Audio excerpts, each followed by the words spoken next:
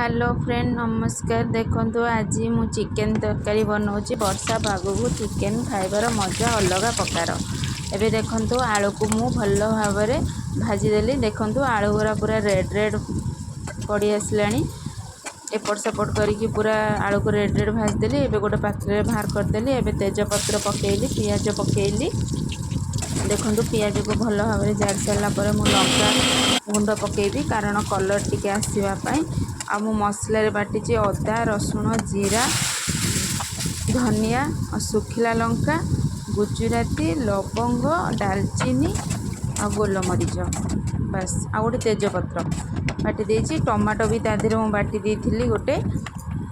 हाँ लंका गुंड जस्ट टिके देली मु हलदी आ लुण पकईदेली। एबे देखो चिकेन को पकई सारे। चिकेन पकई सारा पर एबे देखो चिकेन टिके पानी बाहर से पानीटा पूरा मरिबा पर्यंत देबे तो आइंसिनिया एते स्मेल करबनी। एबे देखो चिकेन पानी केते गोरा बाहर आपको भल भाव में कषिदेवे। एबे देखो मु चिकेन मसला पकईदेली ताको भल भाव में फेंटीदेली।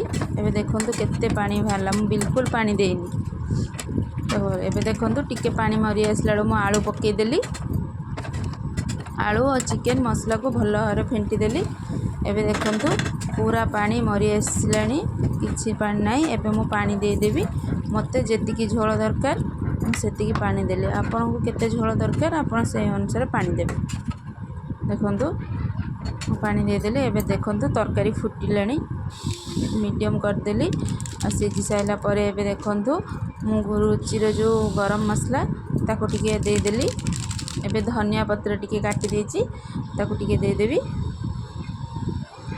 एबे पूरा कंप्लीट हो गला चिकेन तरकारी। मु अरुआ भात करछि। चिकेन तरकारी सहित अरुआ भातर मजा अलग प्रकार। आपण मानको पसंद चिकेन तरकारी को अरुआ भात जल्दी कमेंट रे लिखि जणांतु। रहिली।